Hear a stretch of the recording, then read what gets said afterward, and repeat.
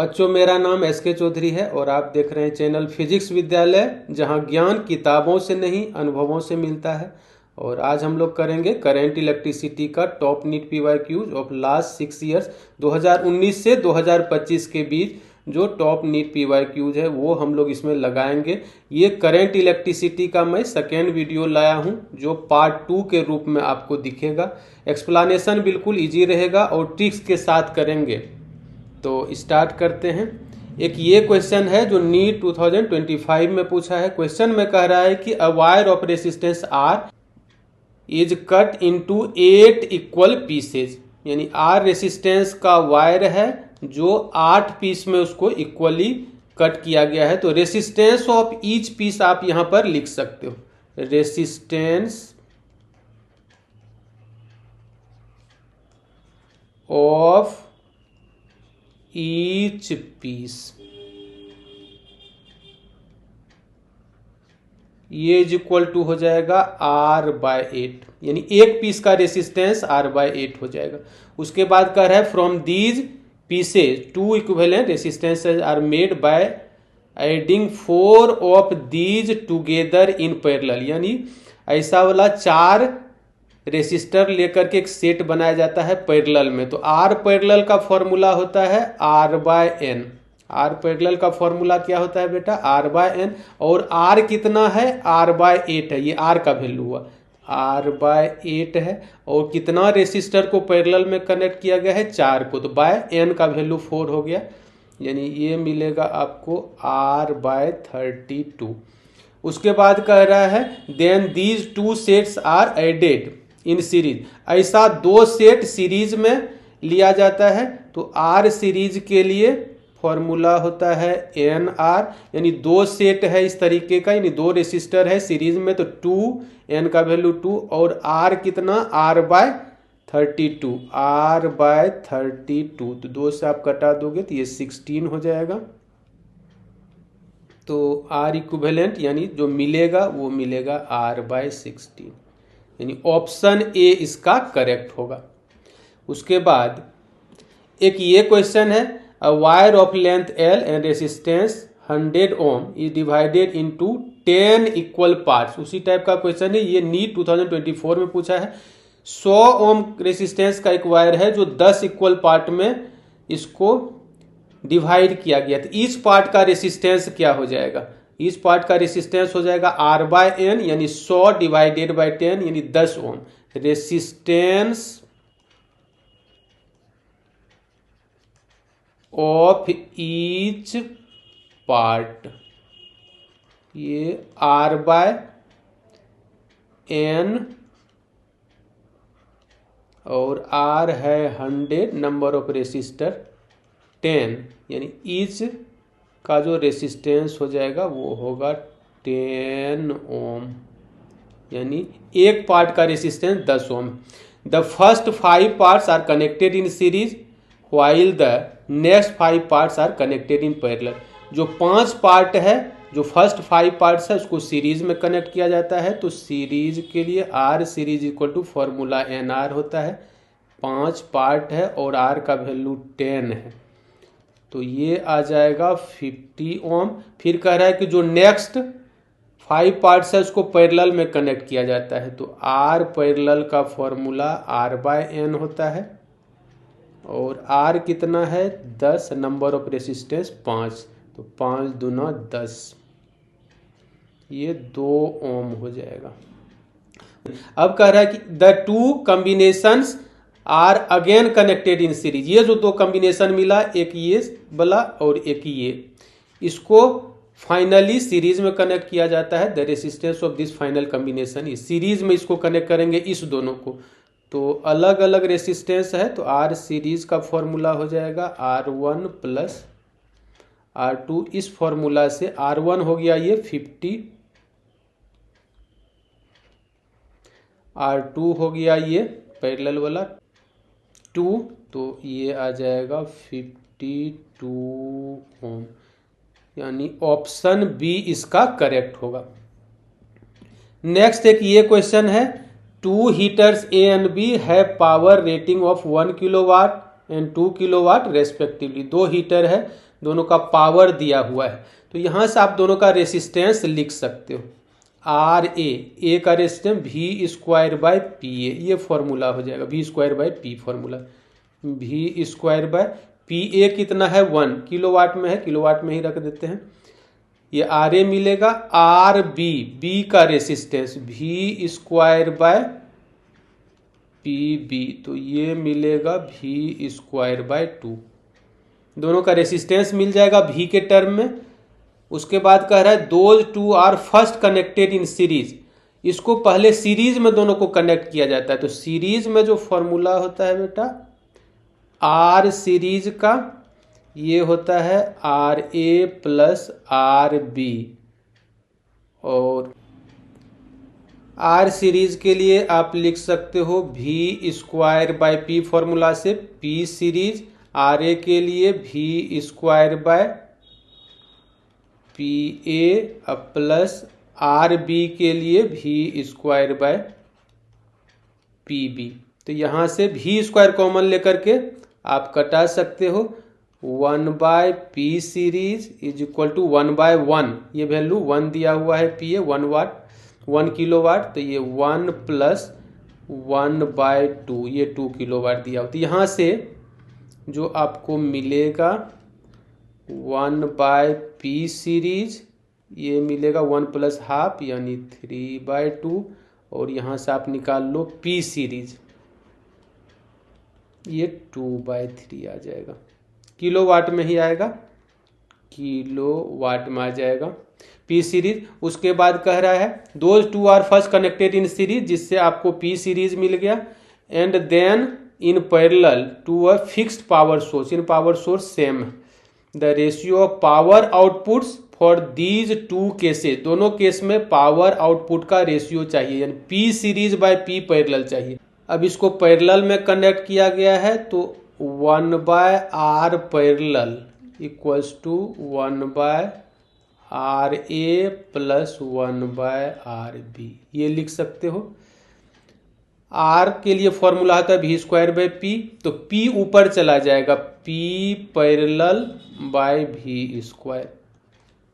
यहाँ भी 1 by R A के लिए V square by P A, तो पी ए ऊपर चला जाएगा, तो P A by V square, यहाँ हो जाएगा P B by V square. 1 by V square common होकर के कट जाएगा, आपको पी पैरेलल भी यहाँ से मिल जाएगा। पी पैरेलल, पी मतलब parallel, P A plus P B यानी 1 प्लस पी बी है 2, तो पी पैरेलल यहाँ से मिलेगा 3 किलोवाट, ये आपको मिलेगा 3 किलोवाट। आपको चाहिए ratio P series by P parallel, इसी का रेशियो चाहिए, ये आया था 2 बाय 3, बाय ये 3 होगा तो नीचे ही ये लिखाएगा, यानी 2 बाय 9, रेशियो आ जाएगा 2:9, यानी ये हो जाएगा ऑप्शन बी करेक्ट। उसके बाद नेक्स्ट क्वेश्चन, एक ये क्वेश्चन है जो नीट 2023 में पूछा है, कह रहा है कि 10 resistors each of resistance R connected in series to a battery of EMF E and negligible internal, यानी 10 रेसिस्टर है, प्रत्येक का वैल्यू R है और सीरीज में कनेक्ट किया गया है E बैटरी के साथ।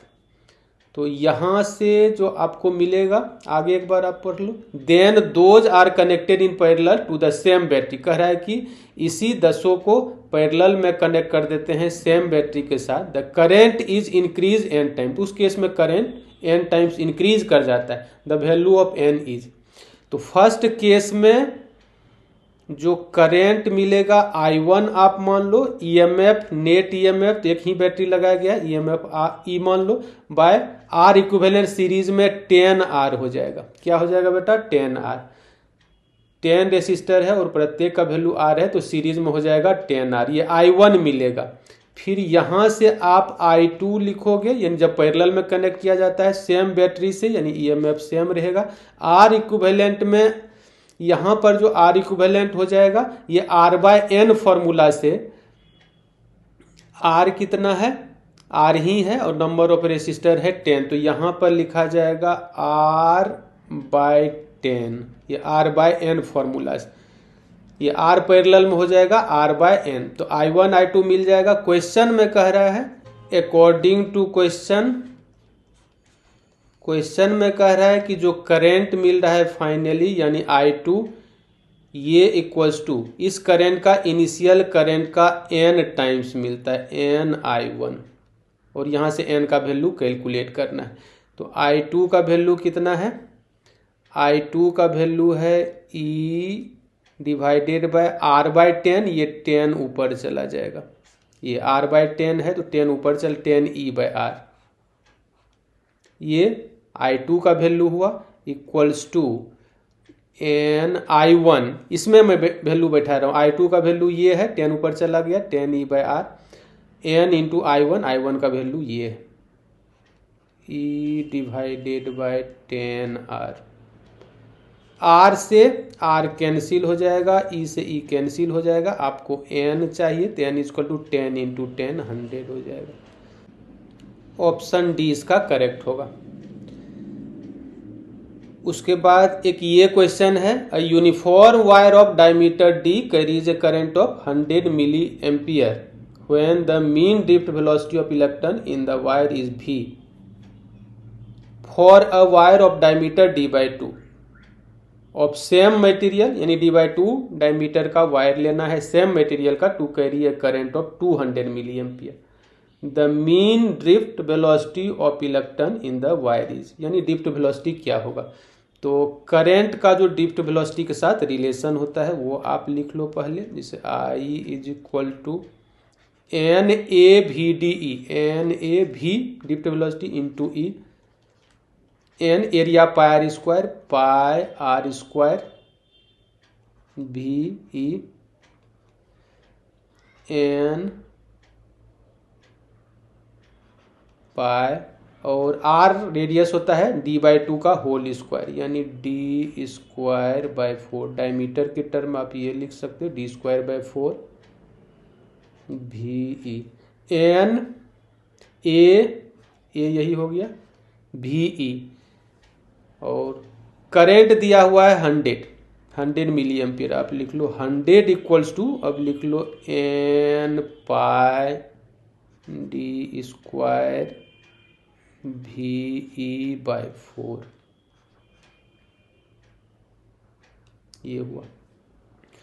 और उसके बाद कह रहा है कि डायमीटर D/2 लेने पर करंट मिलता है 200, यहाँ पर करंट मिलता है 200 मिली एम्पियर में ही है, और n तो सेम रहेगा, सेम मटेरियल है, पाई सेम रहेगा, और ये जो बाय 4 है ये कांस्टेंट है। D के लिए लिखना है D/2 का होल स्क्वायर, क्या लिखना है बेटा, D/2 का होल स्क्वायर यानी D²/4, ये D² का स्थान पर लिखा गया, ये D² का स्थान, V चाहिए तो V' आप मान लो ड्रिफ्ट वेलोसिटी इंटू E।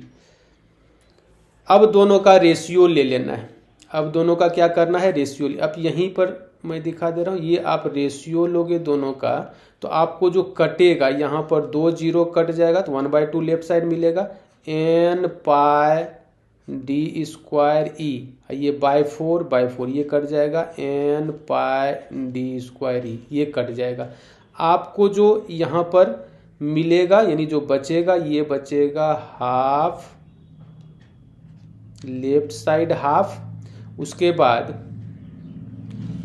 इधर हो जाएगा 4 भी कट चुका है, V'/4 है, 4 ऊपर चला जाएगा तो 4 भी यहाँ पर V'/4 है, 4 ऊपर चला जाएगा, 4V/V', ये आपको यहाँ पर मिलेगा 4V/V', आपको V' चाहिए तो V' इक्वल टू ऐसे गुना हो जाएगा, क्रॉस मल्टीप्लिकेशन 4 दूना 8 8V, यही ड्रिफ्ट वेलोसिटी आएगा। डायमीटर अगर D/2 ले लेते हो तो ड्रिफ्ट वेलोसिटी हो जाएगा 8V, ऑप्शन बी इसका करेक्ट होगा।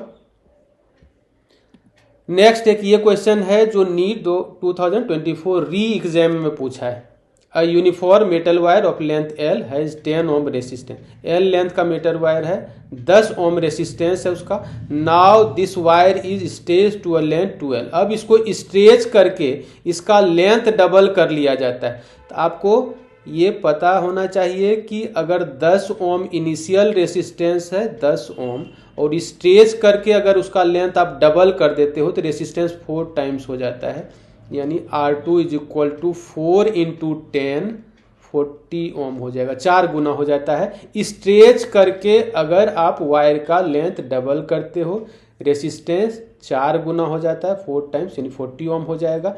उसके बाद कह रहा है and then bend to form a perfect circle. अब इसको, इस वायर को क्या किया जाता है, एल लेंथ का जो वायर था इसको सर्कल में इसको कन्वर्ट कर दिया जाता है, इस सर्कल में कन्वर्ट कर दिया। टोटल रेसिस्टेंस इसका 40 ओम है। The equivalent resistance across any arbitrary diameter of that circle is. अब डायमीटर के अबाउट कह रहा है इक्विवेलेंट रेसिस्टेंस क्या होगा। ये मान लो डायमीटर है जो इस सेंटर से जाएगा, इस पॉइंट को मान लो A, इस पॉइंट को मान लो B। इधर भी रेसिस्टेंस है, इधर भी इक्वल पार्ट में डायमीटर डिवाइड कर देता है वायर को। टोटल रेसिस्टेंस है 40, तो ये हो जाएगा 20 ओम। इधर ये भी होगा 20 ओम। तो R इक्विवेलेंट पैरेलल में फॉर्मूला होता है R parallel R by N। R कितना 20, नंबर ऑफ रेसिस्टर कितना 2, तो कितना आ जाएगा 2 से 10 बार में कटेगा 10 ओम आ जाएगा, यानी ऑप्शन ए इसका करेक्ट होगा। ये ऑप्शन ए इसका करेक्ट होगा। उसके बाद एक ये क्वेश्चन है जो नीट 2024 री एग्जाम में ये भी पूछा है। The given circuit shows a uniform straight wire A B of 40 centimetre. ये ए बी वायर है जो 40 सेंटीमीटर लेंथ का है। फिक्स्ड एट बोथ ends, दोनों इन पर ये फिक्स किया गया है। In order to get zero reading in galvanometer G, इसमें गैल्वेनोमीटर में जीरो रीडिंग के लिए the free end of J is to be placed from B at, B से कितना डिस्टेंस पर फ्री इंड ये जे का टच में है, जिससे कि इसमें गैल्वेनोमीटर में कोई करंट नहीं जाए, यानी ये आपको निकालना है। इसको x मान लो, टोटल 40 है तो ये लेंथ हो जाएगा 40 माइनस x। ये मीटर ब्रिज के तरह का क्वेश्चन है, तो इसमें जो रिजल्ट लिखा जाता है ये दोनों का रेशियो इस दोनों के रेशियो के बराबर लेना रहता है अगर करंट इसमें फ्लो नहीं कर रहा है। तो यानी 8 divided by 12 is equal to 40 minus x by x। बस ये लगाना है, इसको कटा दो, 4 दूना 8, 4 तिया 12। क्रॉस मल्टीप्लिकेशन करेंगे तो मिलेगा 2x इज इक्वल टू 4 तिया 12 120 माइनस 3x। ये इधर आएगा तो 3 2 5 5x, ये इज इक्वल टू 120। आप x निकालोगे 120 बाई 5 यानी 24 सेंटीमीटर आएगा। बी से जे का डिस्टेंस यही पूछ रहा था, यानी ऑप्शन डी इसका करेक्ट होगा। तो आज मैं वीडियो यहीं एंड करता हूँ। आपको वीडियो कैसा लगा बेटा कमेंट करके आप बताइए। Thank you.